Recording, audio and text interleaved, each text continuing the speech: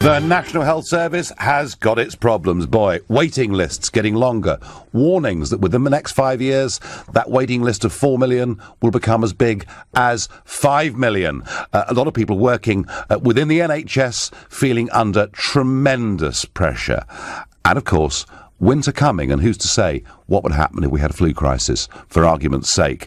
So 90 MPs have clubbed together on a cross-party basis, writing a letter to the Prime Minister and the Chancellor, and I guess a lot of this because the budget's coming up this week, begging for more immediate, rapid funding for the National Health Service. And the fact that MPs can cross party lines on an issue shows you, hey, something big is happening here. Let's try and get a bit of an inside track into what the stresses and strains are in the National Health Service. Joining me is Dr. Claire Gerarda, former chair of the Royal College of GPs and a London GP herself. Good morning, Claire. Good morning, Nigel. Good morning. So tell me, how tough is it for people now working inside the NHS? Oh, it's very tough, but it's not us that matter, is it? It's the patients. And only last week we got a circular from our local district nursing services to say that all of them in our local area were on red alert. And what this actually means is services being curtailed to those at their end of life, pain and symptom control, routine referrals. That means your grandma's routine dressing or giving her anti-diabetic treatment, urgent referrals. So this is what it means. Because you can't actually work any harder as a doctor or a nurse. So what happens is you reach capacity. And then what happens is, of course, the patients suffer. And though the headlines are on waiting times and queues in A&E, it's the unmet need that's the problem. As I said, if you're dying at home and you need your syringe driver putting up and there isn't a district nurse to put it up, then you may end up dying in agony. So it's really important that we focus on the unmet need, because once you're in casualty or A&E, then you're in a place of safety in a sense. So it is pretty bad, actually. Now, I take your point about the patients, but equally, those that are treating the patients, if their morale is bad, then we're probably going to get a worse service. I mean, why are you all in the NHS now at capacity? What has caused this? Well, I hate to say this, but I think it's years of underfunding. It is the fact that, this will be an issue close to your heart. Yep. A lot of the services, especially our community services, are built on a bedrock of overseas doctors and nurses. The Brexit effect has certainly happened within health far earlier than anyone would imagine. We've also got an ageing population, much more complexity.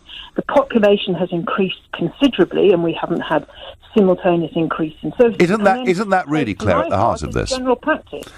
Well, the funding issue is at the heart of it, but I think it's also where the funding has gone. So the funding predominantly over the good days went to hospitals, rebuilding hospitals. Good, we needed new hospitals and consultant staff, but where it didn't predominantly go, and we've got a great deal of evidence for that, is into primary community services. Now, the problem about GP services you've been hearing is that we really are at the tipping point. District nursing services have tipped over, health visiting services have tipped over, and when you get these community services tipping over, we can't keep our patients at home for very long, which means they go to casualty, they go to hospitals, and then we start this terrible effect of the whole thing. But in terms of funding, Claire, both Labour and Conservative governments have considerably increased spending on the National Health Service. You can't say that you can't say that government's withheld money from it, can you?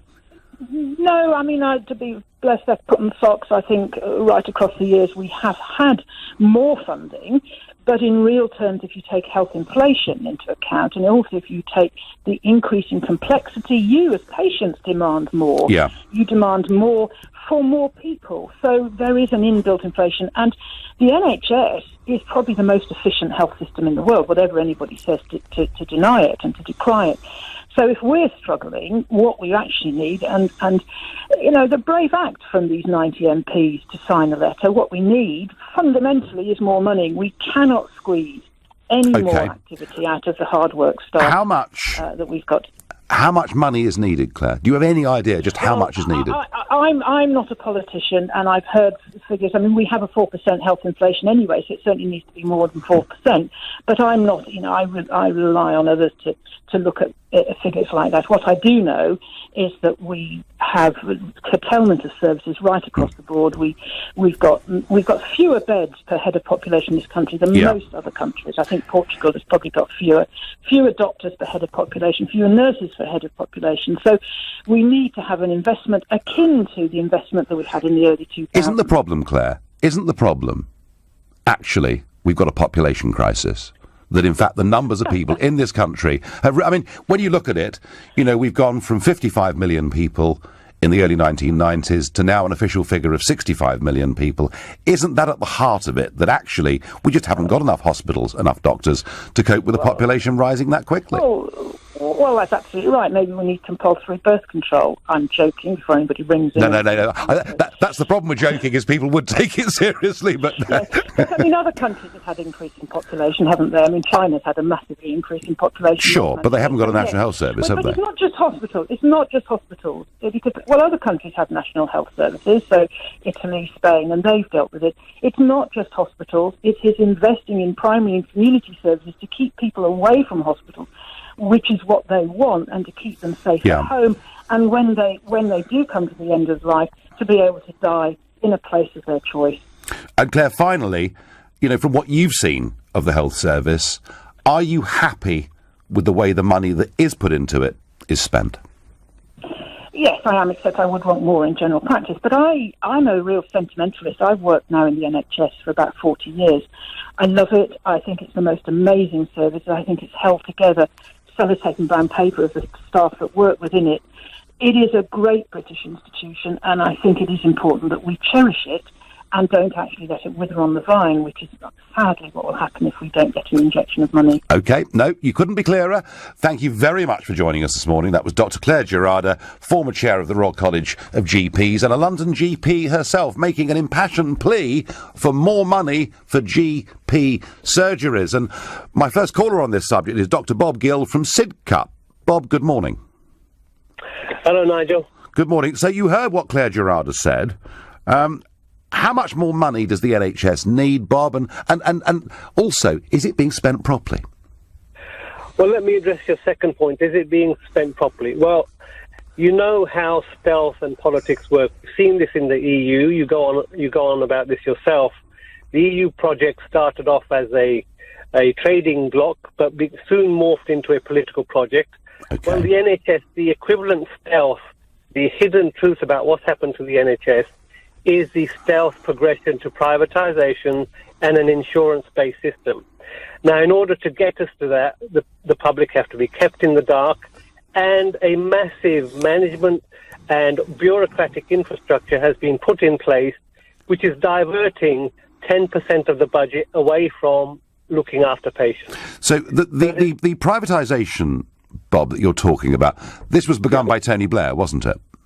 It was begun under Thatcher. You had the outsourcing of ancillary services in the hospital. It was progressed by Tony Blair, who made NHS Trust into Foundation Trust, setting them up as standalone businesses. Yeah. Then you had more and more outsourcing of clinical services. And now in charge of the NHS, it's not Jeremy Hunt, it's a man called Simon Stevens, whose former job was president of United Health Global, America's biggest private insurer. Now, this should be ringing alarm bells.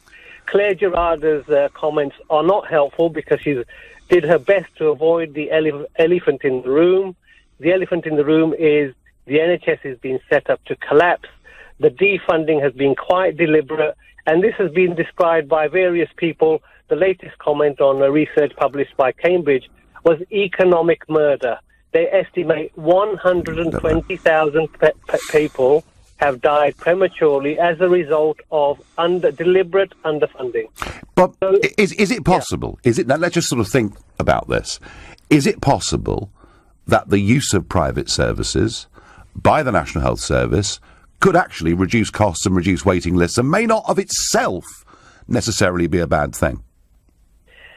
There is no system in the world which runs a private health system which delivers universal healthcare at a lower cost. It just does not exist. What private companies do, they cherry pick, they will do the easiest, most profitable work and dump the expensive and complex. That's how it works.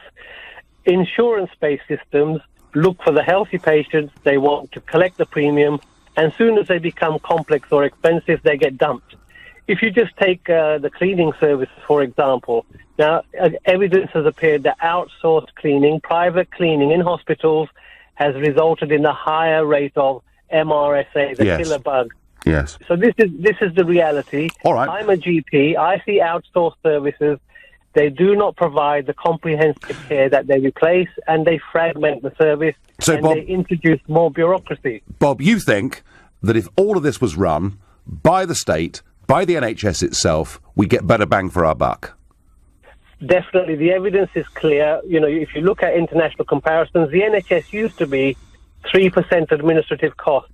It's approaching it's past 14%. Wow. And the government, dare not tell us what the actual cost is. That is an amazing statistic. 3% to 14% for the administrative cost of the National Health Service.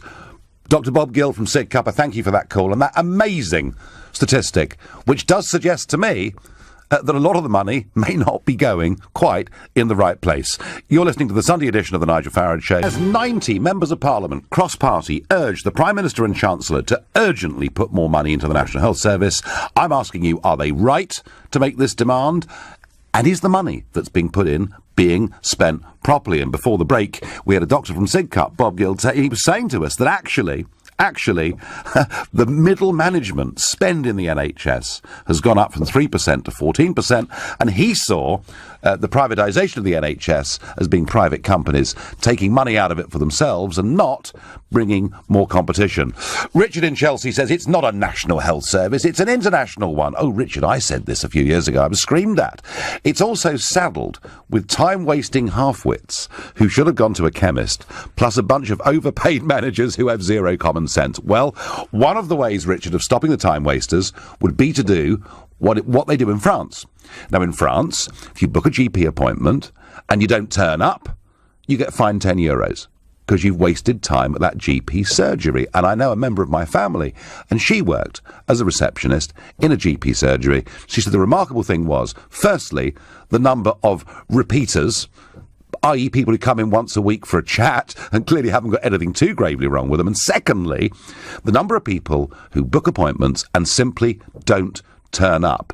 And yet, whenever you suggest, if anyone suggests that people should pay a deposit that will be returnable for a GP appointment, everyone says that's wrong, and that would be privatisation in itself. Now, one of the things that's been said about the NHS crisis I would like to deal with right here and now. And it is that we're being told that because of Brexit, yes, of course, everything from the weather to the National Health Service that goes wrong is, of course, because of Brexit. And we saw some screaming headlines a couple of weeks ago, Radio 4's flagship Today programme, telling us that there'd been a drop of nearly 90% in EU nurses registered to work in Britain over the past year. A drop of 90%. 10,000 people gone. Catastrophe.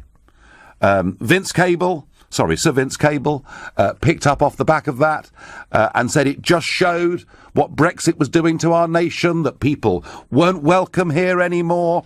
And that was the story that ran until we got the truth. Because whilst everybody seemed to be happy to quote the number of EU staff leaving the NHS, no one bothered to mention last year the number of EU staff who had joined the NHS. And perhaps that's because, during the very same period, the health service statistics show that 13,013 EU citizens took up jobs in the National Health Service, a net rise of 3,181 of EU citizens working in our health service. So I think we've dispatched that one, I hope, to the boundary. Yet more of the sort of rubbish project fear that we get in this country that is not based on fact. Right, so one thing we can tick off is the crisis in the NHS is not because there are no nurses left in the country. That is nonsense. I wonder what Jill in Muswell Hill thinks. Jill, should we put in a lot more money very, very quickly, and perhaps should the Chancellor begin this on the budget this week? I absolutely think not. Right. And I think not, because the fact of the matter is the NHS is broke. So let's fix it. Let's fix it. Okay. Yeah, it's really simple. It's glaringly obvious that it's broken. So how do we... Okay, well, if I accept that it's broken, and actually virtually everybody that works in it says they're up to capacity, it is not delivering in a way that it needs to do. So what are you suggesting we do to fix it? Well, what I'm suggesting we do, you know how we love a report or two or three? Yeah. Let's conduct a report and draft somebody in like Professor Patrick Munford. Get him in. Let him conduct a report. And let's see what the issues are in our NHS. And I'm thinking, once this report is conducted, that maybe he'll come up with an idea of a two-tier or three-tier NHS system. Because the truth of the matter is, life is not fair. Why should the NHS be done and conducted in such a fair way? It should not. Well, we have had a commitment in this country since the late 1940s to a national health service. The 1940s you're telling me about. It was carried out in the 1940s at such a time, and probably when we really needed such a system. Okay, so let's take accident and emergency, shall we? Let's take road traffic accidents, for argument's sake. I mean, are you suggesting that some parts of the country should provide better A&E facilities than others? What I'm saying is that the country it needs to be organised in such a way that is fair to the whole of society. And when I say that, I mean that, you know, the wealth is generated in the South. Why should the South have the same NHS service they do in the North? I think that's ludicrous. Do you? Because the South is wealthier? Absolutely right, yes. We should have a health service that suits our environment, and so should the Northerners. They should have a health service too that suits their environment. So what you're saying is that those that controversial. I understand so what you're saying is those that are wealthy should be prepared to pay through an insurance system or whatever it may be for their healthcare. Is that what you're suggesting? That is what I'm suggesting. Okay, yeah. It sounds mad, but yes. No, it doesn't sound mad. And then it would be rather like a welfare system, that the welfare system was there for those who were either out of work or on very low salaries, as opposed to those who were earning more. Jill, there is a logic to what you say. Whether there is a demand or a desire in this country for it is a separate thing, but thank you for making the point. Now, when it comes to putting money into the NHS, there was, of course, you may remember, during the referendum campaign, a bus that went around the country with a figure on the side of it. And that figure was 350 million a week should be given to the National Health Service. And boy, did that cause a row, because that was our gross contribution to the European Union, namely our contribution before the British rebate, which is now under threat, of course, in every way, before the British rebate was taken off, and before the money that comes back to us in the form of agricultural subsidy, regional support, etc., has taken off. And that's led to a massive row. And I do hope to never get another call from an LBC listener saying that I was somehow driving that bus around the country. I was very strongly opposed to that gross figure being used. Interestingly, so was Jacob Rees-Mogg. Jacob thought the figure was a mistake, that a lower figure, which still would have appeared huge to voters, but a lower figure that was more justifiable, should have been used. And Jacob explained in the last few days that he himself went in to meet the Vote Leave team to say, please don't do this.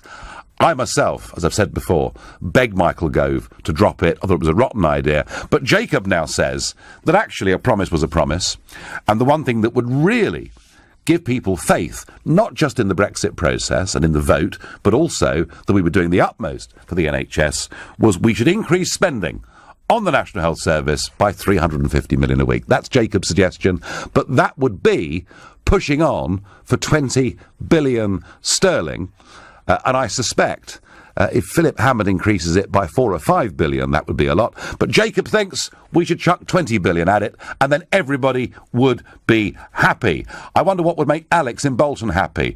What do we need to do, Alex, with our National Health Service? Well, I love the MOG, that's for sure. But Right. certainly throwing no money at it is not going to solve the problem. My son works in the NHS. He's a porter. He's been there for 5 years. He spends most of his day transporting people over 25 stone around the hospital, or big families of non-British origin. Yeah. And he's a really altruistic kid. He honestly, everybody loves him. But even he comes back from work disillusioned by the waste that goes on in the hospital, the amount of managers they have. Many times he's only given 7 hours between shifts, so he'll finish at midnight and he's due back on at 7 in the morning. So he's working hard. He is working hard, but it's in complete and utter disarray. The management in the NHS, for me, they could just privatise the whole thing, because I actually think they'd get better return for their investment. Because, let's look at it. I'm financial controller for a manufacturing company that exports £12.5 million worth of equipment a year. We do about 5% in the UK, so, I'm into exports. I don't worry about Brexit. We deal on world trade terms all the time anyway. Yeah. And now your point, Alex. In our company, we pay the absolute top rate of pension. We started it and we put it in straight away saying, right, 4%, you put 4%, we'll put 4%. Sounds really generous. NHS puts in 17% for the NHS workers. How can this be out of taxpayers' money? Because it was felt, Alex, that people working in the National Health Service weren't being paid enough, I guess. Alex, I thank you for your point, and I will pick up in a moment on the treatment of non-British citizens within the National Health Service. It's a point I've raised before. It's contentious, but we do need to talk about it. You're listening to the Sunday edition of the Nigel Farage Show. On Thursday night, we talked about Zimbabwe. We talked about what looked like the end of 37 years of rule from Robert Mugabe. And I had a lot of Zimbabweans ringing in, some who thought he was a hero, others who thought he'd been an absolute disaster and a pretty barbarous dictator. But it looked like on Thursday, it appeared that he was gone. There'd been a military takeover. And then on Saturday, he pops up at a university ceremony, and there are big questions as to what's happening. So what we do know is that he's set to meet army chiefs at some point today, and indeed the governing ZANU-PF party itself is meeting to work out whether they should dismiss their founder and long-term leader. So it's all a little bit confusing. Perhaps to give us some clarity on this, I'm going to ask the Labour MP for Vauxhall and, importantly, the chair of the all-party parliamentary group on Zimbabwe, Kate Hoey. Good morning, Kate. Good morning, Nigel. So, as it stands, he's still in charge, is he?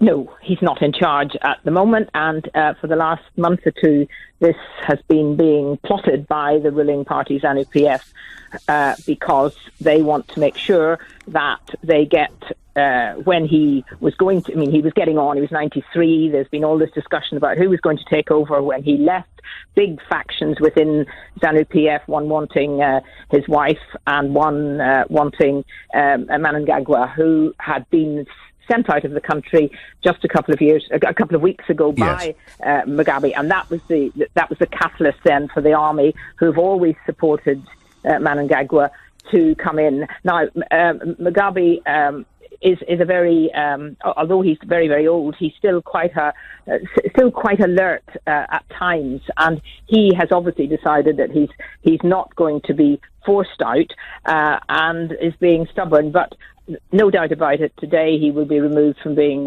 NPF leader, and then he will go. But it's what happens then is the important thing. And the army very clearly not in favour of his wife, Gucci Grace, as she's become known.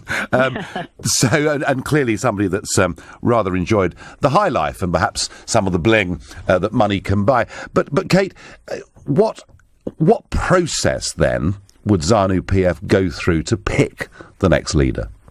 Well, I think what those who have got some political nous in Zimbabwe want to make sure that the international community see this as not being a coup as such, that it's done constitutionally. So there would be the opportunity for the parliament this week to impeach Mugabe if he doesn't resign. But given the huge amount of numbers of people out on the street in Harare and all over Zimbabwe yesterday, he couldn't have missed seeing that, Mugabe. And It may be that he wants to go with some dignity, and he will resign and be given some kind of, honorary this, that and the other. The reality is that people, even though there is huge delight about Mugabe going, there are still an awful lot of people who recognise that he was the great liberator and would not want to see him actually humiliated, despite all the terrible things he's done, and therefore he is likely to, I don't think we should be feeling any pity for him or sorrow for him, because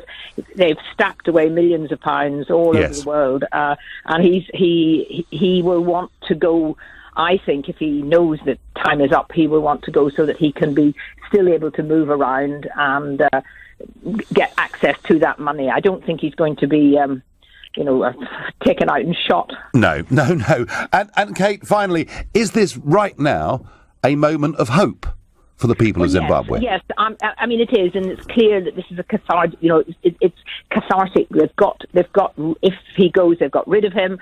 But what we have to see, there are elections due next year. They have to be free and fair, and the role of the international community, and particularly South Africa and SADC and the African Union, is to make sure that those are genuinely free and fair, because otherwise ZANU-PF will simply put in one despotic dictator for another, Mnangagwa, who was responsible for thousands of deaths and torture over the years, and we won't be in a better position. Zimbabweans are a very peaceful, loving people, and I think this could be the real opportunity now to get that country back up on its feet by getting a genuinely free and fair election. And we as the British government have to give as much support as we can to that. Well, let's hope that happens. Kate, thank you very much for joining me this morning. Well, that was Kate Hoey, Labour MP for Vauxhall and chair of the all-party parliamentary group on Zimbabwe, making it clear that Mugabe is gone. It's over, but it's just a question of can they have full, free and fair elections at some point in Zimbabwe and perhaps get back on track. And can the NHS get back on track if it's given billions and billions of pounds of money, as 90 MPs are calling for, or is the money perhaps not being spent the right way? And Joan on Facebook, picking up on Dr. Bob's point earlier on in the show, says Bob is so right, and this should be made more known and stopped in its tracks. And what Bob said, he said the administrative expenditure within the National Health Service has gone from 3% of its budget to 14% of its budget, and that's what I think has got Joan worked up. Tough Ale says on Facebook, they spend billions on a system that does not work. The same goes with many other systems of government, yet no one ever seems to get fired. Well, it's a pretty fair point. I wonder what Paul in Sittingbourne. Paul, what can we do to help the NHS? It's at bursting point. I mean, I personally think it's the population crisis that has put this pressure on, but I know that's an unfashionable view in some circles. What would you do to make things better? Hello, Nigel. It's lovely to talk to you. Good morning. Good morning, sir. Nigel, what I would do is on a Thursday, Friday and Saturday night, the NHS, if you go in the A&E, it is packed. It's a war zone, isn't it? It's a war zone on a Friday night. Yeah, it's like a war zone. What I would personally do, when they come out of these clubs and pubs, paralytic drunk, and they get an ambulance, and they take them to the A&E and they drop them off, I would personally be in there with a board and I would charge them £100 per time they come in. I'll say, right, you got drunk, you got paralytic, an ambulance has picked you up, that's £50, delivery charge, and here's £50 for a service. Well, Paul, if you were actually going to charge them the cost of that treatment, I'll tell you something, an ambulance and a crew going out to pick somebody up, an A&E ward with a nurse and a locum doctor or whoever's on duty, be a lot more than £100, wouldn't it? Yeah, it would be, but it'd be a start price, and if you go in the second time, it'd be £200. Right. And the maximum would be £400 or £500, something like that. All right. No, I understand. I understand what you're saying. Now, what would you do, Paul? Say in the middle of February, and someone who's been a smoker all their life gets a bad chest infection that starts to turn a bit pneumonic, and they're taken in to A&E. Would you charge them? I would charge them for smoking £100. If you've got cancer, then that is different. If you've got terminal cancer, that's different. But if you've got chest infection because you're smoking, I would charge you £100. Right, okay. You know what you're doing with your body. You know what I mean? I think under your system it could be very expensive for some of us. And what about fat people, Paul? So somebody who is, we heard earlier, woman phoned from Bolton and said that her son's a porter and has to move people around who weigh, she said, 25 stone or more. So someone's, 25 stone, they're grossly overweight, morbidly obese, and they start to get a bit of a flutter. And so they're brought in to have an ECG. How much do we charge them? I would charge them £100 as well, mate. Right. I would keep on it. I tell you, Nigel. Would anybody that goes to A&E not pay £100? Because he spent hundreds and hundreds of pounds for food. He just sits there, he shoves food down his own throat, and it's his own fault. So I would charge him. I would bill him for it and say, right, you've done it. You want an operation, you want a gastric band, £500. Well, it's not free, we charge that. But where would you draw the line? I mean, would 13 stone be too fat, or would 20... I mean, where would you decide that somebody...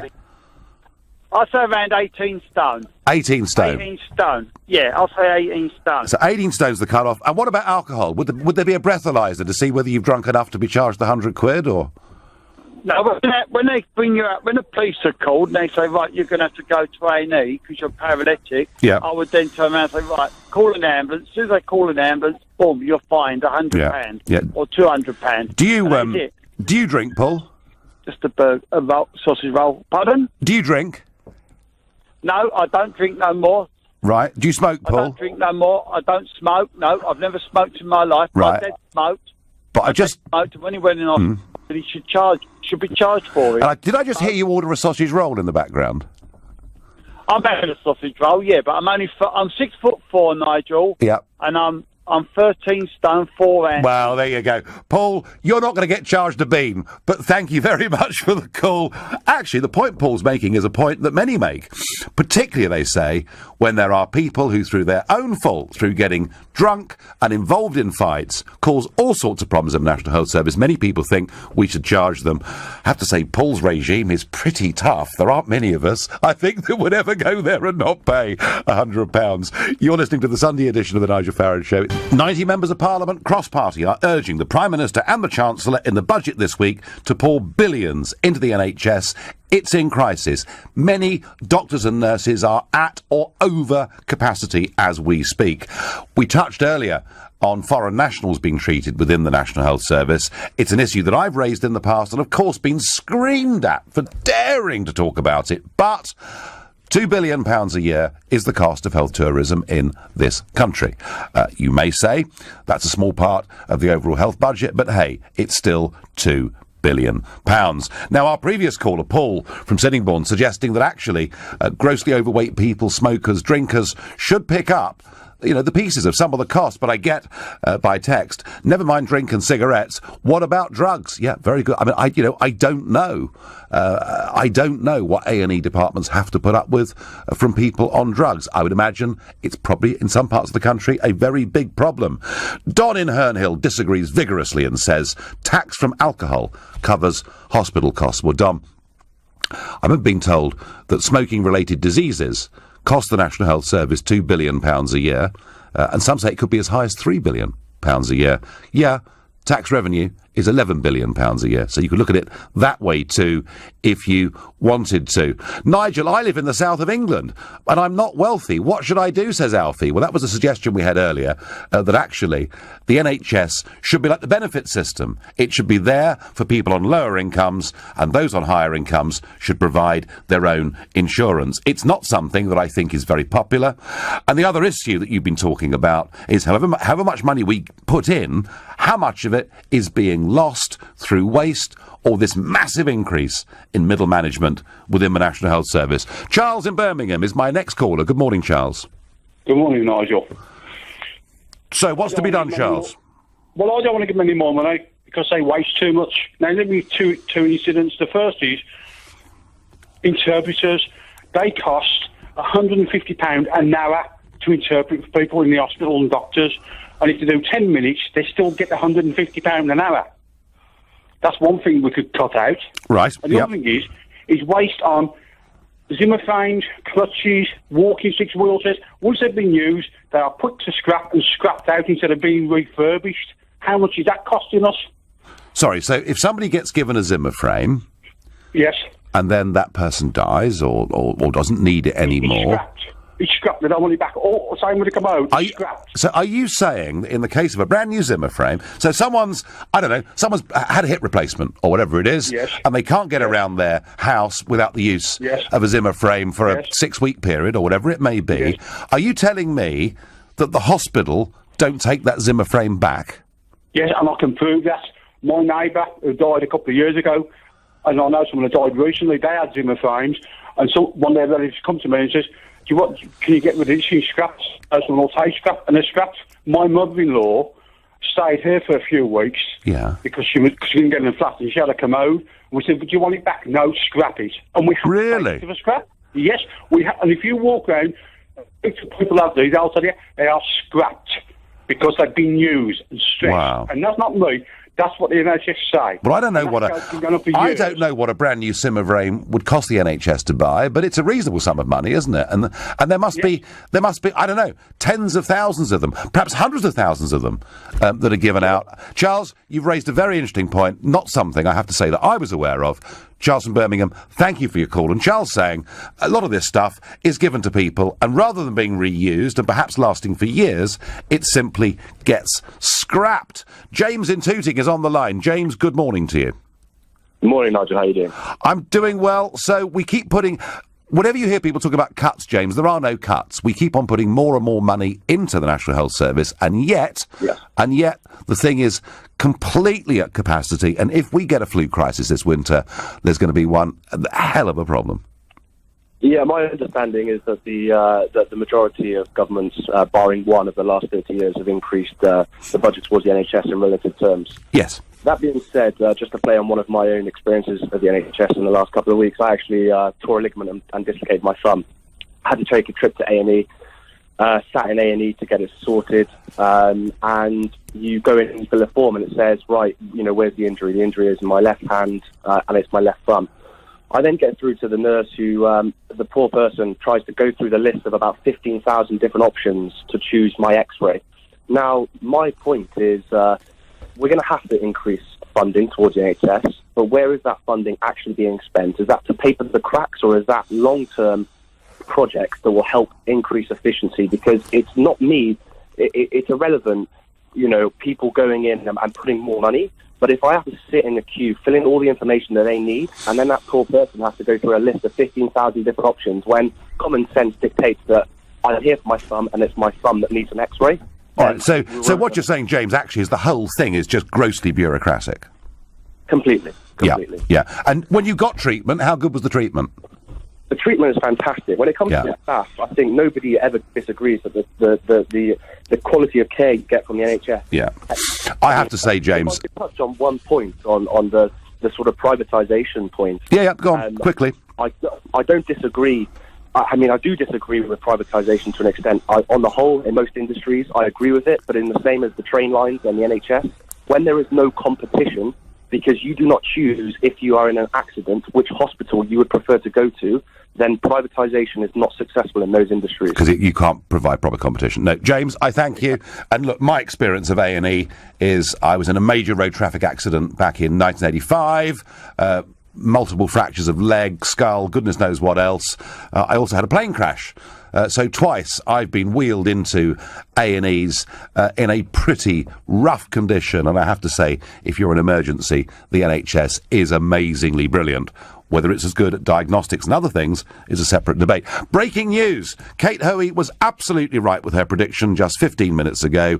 Robert Mugabe has been dismissed as the leader of the ruling ZANU-PF party, according to Reuters. Former Vice President Emerson Mnangagwa has been appointed the new leader of the party in a widely expected move, according to party sources. So Kate was suggesting that if the former Vice President takes over, frankly, and her words were, that'll be no better because he himself has been directly responsible for torture and the death of thousands. Maybe not the bright new dawn that those people out campaigning on the streets of Harare yesterday would have hoped for. Back to the National Health Service, back to the 90 MPs demanding billions. They're going to get more money in the budget this week, I'm certain of that. They're not going to get Jacob Rees-Mogg's call for £350 million a week. I don't think would be very... I suspect it to be very popular if they did. And I'm not actually sure whether the Chancellor wants in this budget to reduce the deficit or not. But I don't see them pumping in £20 billion. Anne in Edinburgh, what's wrong with the National Health Service? Can I first say that I've had to say a different name because I will be known. I'm in one of the senior management positions. Okay. For number one, 5 years ago, we had one person in the middle management role. We now have 5. Wow. The other problem that we really have is that nobody takes accountability for their spending. It costs around about £7,000 to recruit somebody, but they recruit and they get rid of and they don't look after their staff. They take on the very lowest people that they can possibly afford to have who then just go, or they ask ridiculous amounts of qualifications for a fairly low post and they just leave. So that's one of the main things. The other problem is stationery. Anybody who works in the NHS will know that unless somebody has their own personal responsibility for their own budget, people don't come and take one sheaf of paper, they take a whole box, or they take a box of pens, or they do anything like that. Until you bring the finances into somebody's personal pocket. And we're out of time. We're out of time, which is a great shame. And I know it's not your name because you don't want to be identified, but I think what you said, that a few years ago in your department there was one person doing middle management, admin, and there are now 5, says an awful lot. Thank you very much indeed, Anne, for being brave enough to ring in. And to say that, you've been listening to The Nigel Farage Show.